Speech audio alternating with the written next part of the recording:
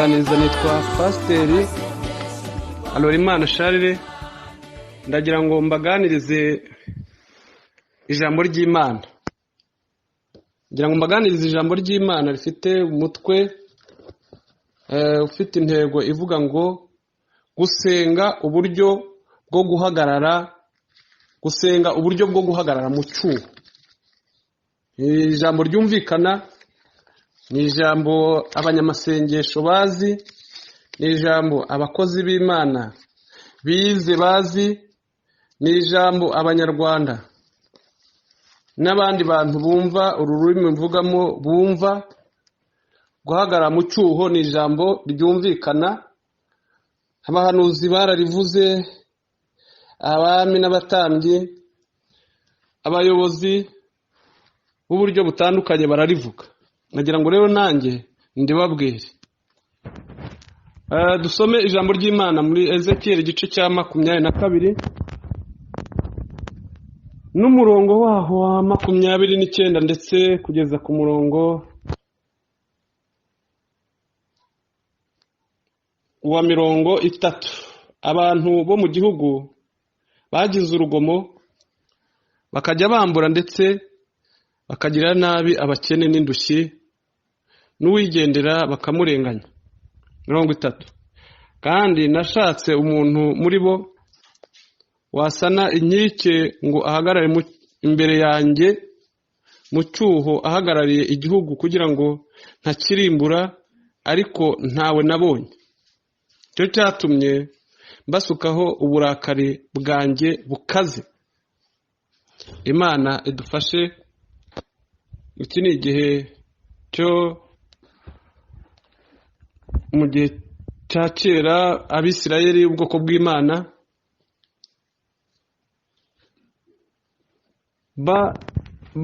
batonganywa n'Imana. Imana ibatonganya ivuga ati mu gihugu abantu baricana, abantu barakora ibyaha, ariko abitirirwa izina ryanjye, abitwa ko ari abantu banjye, nta n'umwe wahagaze mu cyuho. Rero nagira ngo mbabwire abanyamasengesho, niba badahagarara mu cyuho ngo basenge, burure umutima w'Imana, Imana yigarure, idukize, idukirize igihugu, idukirize isi. Byanze bikunze tuzakomeza guhura n'ibyorezo n'ibyago n'ingorane, ariko abanyamasengesho nibihana bakiyeza bagahagarara mu cyuho, Imana izatugirira neza. Niyo mpamvu umuntu iyo atumva ijambo ry'Imana ngo yumve icyo rivuga kandi akora iby'iryo jambo, ateza akaga, ateza ingorane. Bene data, ndagira ngo dukore iby'ijambo ridutegeka. Iyo usomye ijambo ry'Imana muri Zaburi 106 ku murongo waho wa 23, usanga Imana yo idakina, ngo bituma ivuga ko izabarimbura, kandi iba yarabarimbuye iyaba Mose intore yayo itahagaze imbere yayo mu cyuho cy'inkiki, gukuraho umujinya wayo kugira ngo itabarimbura. Muribuka yuko Abisirayeli bakoraga ibyaha, bagasenga ibigirwamana, bagasambana, bagakora ibintu bibi cyane. Imana ikavuga ati ngiye kubarimbura bose mbakureho, ariko Mose ngo agahagarara mu cyuho akigisha Imana, akayibwira ati Imana, abantu bavuga ngo iki? Ese ubarimbuye abantu bavuga ngo iki? Bakugaya bavuga ati Imana inaniwe kubagezaho yababwiye, Imana inaniwe none irabiyiciye. Ati wibikora, aho kugira ngo ubice, aho kugira ngo ahubwo umpanagura mu gitabo cy'ubugingo. Ariko Imana ikabona ko Mose avuze ikintu gikomeye, kavuga ati ndigaruye ku bwawe, ariko ubundi naringiye kubarangiza. Imana rero idufashe tumere nka Mose, tugire umutima w'impuhwe, umutima w'urukundo, kugira ngo duhagarare mu cyuho, duhagararire ubwoko bw'Imana. Bene data, bavandimwe, duhagarare tubasengere Imana, Imana ye kubarimbura. Imana ishimwe cyane. Umunyamasengesho afite itegeko akwiriye kugendera, nubwo bamwe bishe itegeko ry'Imana. Ariko usomye urwandiko rwa mbere rwa Timoteyo igice cya 2 umurongo wa 1 n'uwa 2, aho Pawulo yabwiye Timoteyo, aravuga ngo irya mbere ya byose ndaguhugurira kwingingira abantu bose no kubasengera no kubasabira no kubashimira ngo kugira ngo duhore mu byago, kugira ngo duhore mu mahoro, tutabona ibyago. Imana idufashe. Ni itegeko. Banyamasengesho, muhagaze gute, mumeze gute muri iyi minsi? Muri mu biki? Muhagararire intama z'Imana, itorero ry'Imana. Guhagarara mu cyuho usengera abantu, ni ugusenga, ugasengera ababigusabye n'abatabigusabye.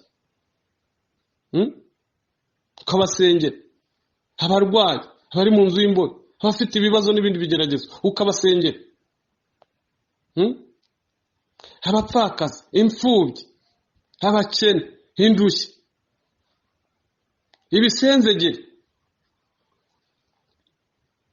abari mu kaga bose n'abarengana bose. Noneho tukaturira n'abantu ibyaha. Uzi ko abatubanjirije bajyaga bahagarara mu cyuho, bagasabira ubwoko bwabo, bagasengera igihugu cyabo, bakabaturira ibyaha. Tubabarire, tugasabira ubwoko bwacu imbabazi. Yobu niwe wajyaga ujyana ibitambo, ariko akibuka ko afite n'abana, nabo akabatangira, buri mwana akamutangira igitambo, akamutangira ituro. Ariko wowe urajya gusenga ugataha utanatuye. Noneho ubu ngubu mu isi y'imperuka abantu bafite ubugugu n'amagambo aherekeza ubugugu bwabo n'ubusambo, ntago bashobora kumva icyo Imana yabakoreye. Ni icyo utunze, ni icyo ufite utahawe n'Imana. Ni iki? Imana itaguhaye umugisha, Imana ntiguha imbaraga, Imana ntiguha ubwenge, watunga iki? Waronka iki? Wabona iki? Korera Imana kandi ufite urukundo. Gabanya amagambo, ahubwo wongera ibikorwa. Imana ishimwe ko ijambo ry'Imana ari rizima. Ndagira ngo mbabwire, dukwiriye guhagarara mu cyuho, nta gushidikanya. Umuntu mukuru ahagarara mu cyuho cy'uwaruta. Nimba rero uvuga yuko hari uwurusha imyaka, hari uwurusha agakiza, hari uwurusha amashuri, hari uwurusha ubutunzi, hari uwo wabyaye, hari uwo uyobora, ukwiriye guhagarara mu cyuho cye. Ukwiriye guhagarara mu cyuho cye ukamuhesha umugisha. Abatambyi baheshaga umugisha Abisirayeli. Niyo nzira Imana yanyuzagamwo umugisha. Imana yanyuzaga umugisha ku batambyi kugira ngo ihe Abisirayeli ibahe umugisha. Ntabwo Imana yazanaga umugisha ngo yubahe gutya gusa ngo urabubahaye. Oya, yari ifite inzira igomba kuwunyuzaho. Ndagira ngo nkubwire, Imana ifite inzira inyuzaho umugisha iha abantu bayo. Iwunyuza ku banyamasengesho, iwunyuza ku batambyi, iwunyuza ku babyeyi, iwunyuza ku bayobozi. Imana rero ifite aho inyuza umugisha. Wari ukwiriye rero guhagarara mu cyuho cyo guhesha abandi umugisha. Imana ishimwe cyane. Umva ijambo ry'Imana uko Imana yari yarategetse umugisha abatambyi bagombaga guhesha Abisirayeli. Uwiteka abwira Mose ati, bwira Aroni n'abana be uti, uku aba ariko mujya muhesha Abisirayeli umugisha muti, Uwiteka aguha umugisha, akurinde, Uwiteka akumurikishirize mu maso he, akugirire neza, Uwiteka akurebe neza, aguha amahoro. Uko aba ariko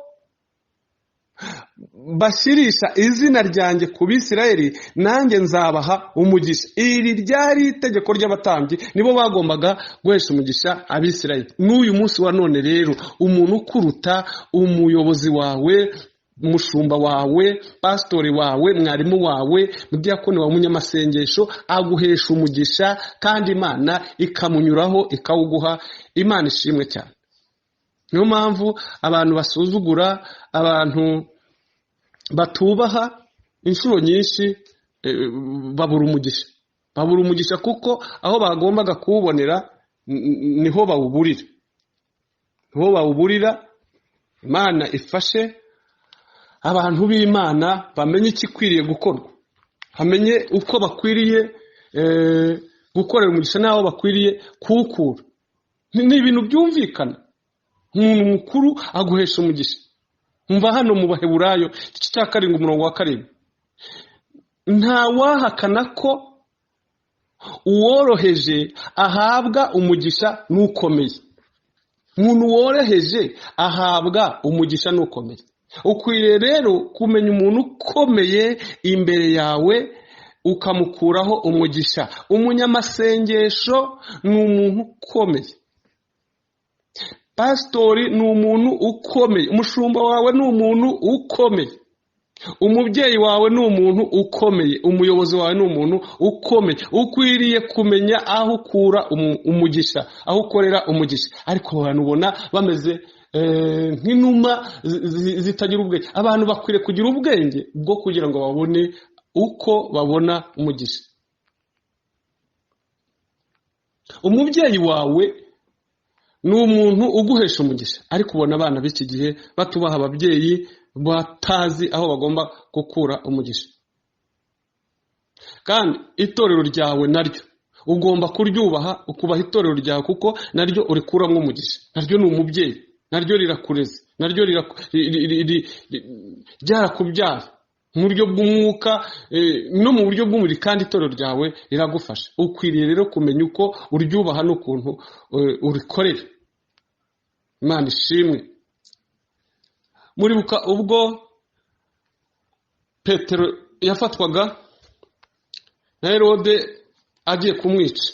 Bari bamaze kwica Yakobo, bagiye kwiyongeza ngo bice na Petero. Ariko ngo abitorero bagira umwete wo kumusabira ku Mana. Muzabisome mu Byakozwe no mu gice cya 12 umurongo wa 5, mugarukire ku murongo wa 11. Ngo bagira umwete wo kumusabira ku Mana. Imana ishimwe. Barasenga, bahagarara mu cyuho, kugeza igihe ngo marayika agiye akomanga Petero aho yari ari mu kinya, aho yari aryamye, aho yari acuze intimba. Aramubwira ngo byuka ukenyere umwitero wawe unkurikire. Ngo bagera ku rugi, iminyururu irashwanyagurika, yari ikinze inzugi irashwanyagurika, iracikagurika.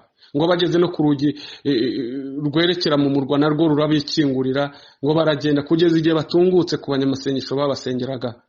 Arabibwira ati nige Petero, Imana yohereje marayika, aleluya, ngo ankura mu nzu y'imbohe. Abasirikare bari bagiye, bari bameze gute?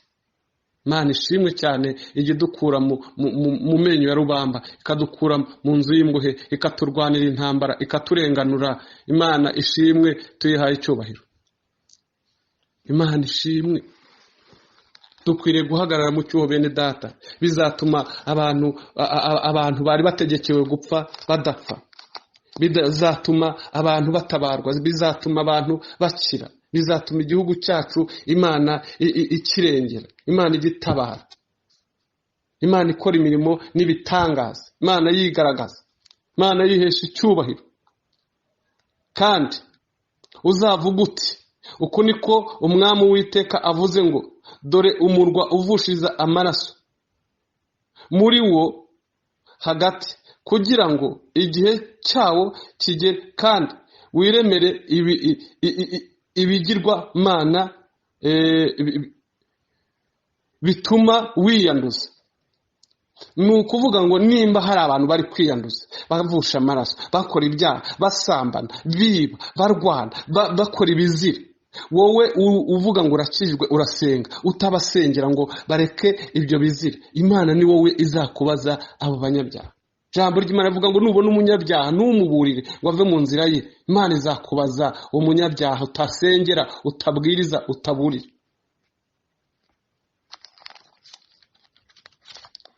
Abantu bakwiriye kumenya ikintu cyatuma Imana iturengera, Imana idutabara. Murabona turi mu bihe bya COVID-19 cyangwa se bya coronavirus. Ibyorezo byagwiriye isi, mitingito, ibiza, ibyo byose dukwiriye gusenga nimba ari cyo dusabwa n'Imana, kugira ngo Imana igire icyo ikora, kugira ngo Imana iturengere, kugira ngo Imana idutabare. Maze hano mu Ngoma za kabiri igice cya 2 umurongo wa 14 haravuga ngo maze abantu banjye bitiriwe izina ryanjye nibicisha bugufi bagasenga bagashaka mu maso hanjye bagahindukira bakareka ingeso zabo mbi, nanjye nzumva ndi mu ijuru mbakirize igihugu cyabo, nanjye nzumva ndi mu ijuru mbababarire mbakize igicumuro cyabo, mbakirize igihugu cyabo. Imana ishimwe cyane. Urumva abantu bitiriwe ni abakristo, ni abana b'Imana, ni abakozi b'Imana bitirirwa izina nibicisha bugufi bagasenga ngo Imana izumva iri mu ijuru ibakirize igihugu. Mwaretse tukicisha bugufi tugasenga Imana, Imana ikatabara, Imana ikaturengera. Muyobozi, munyamasengesho, muvugabutumwa, muririmbyi, mu Kristo, uhagaze he muri iyi minsi? Uhagaze gute muri ibi bihe bigoye isi? Wisuzume hanyuma ukora ibyo ijambo ry'Imana rigusaba, atari ugupfa kuryumva gusa.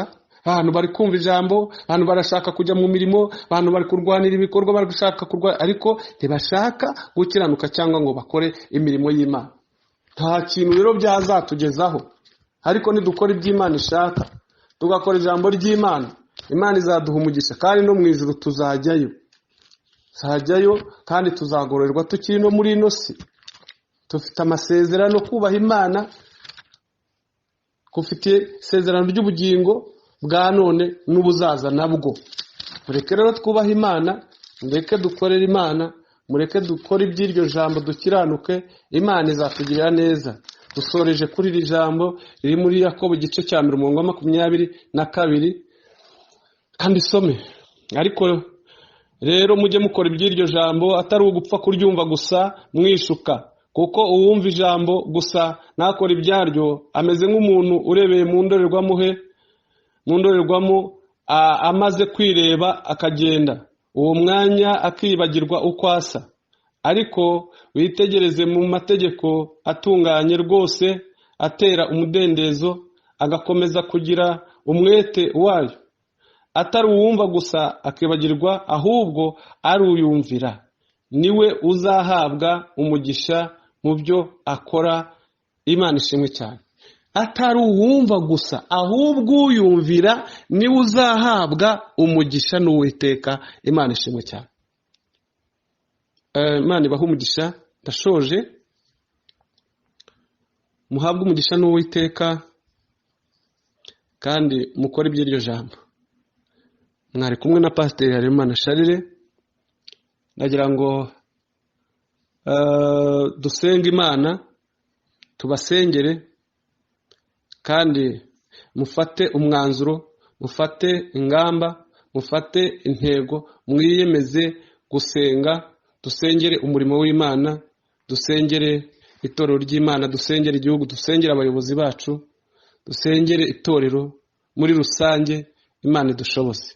Mana Data wa twese, mu izina rya Yesu Kristo turagushimye kuri umurengezi wacu.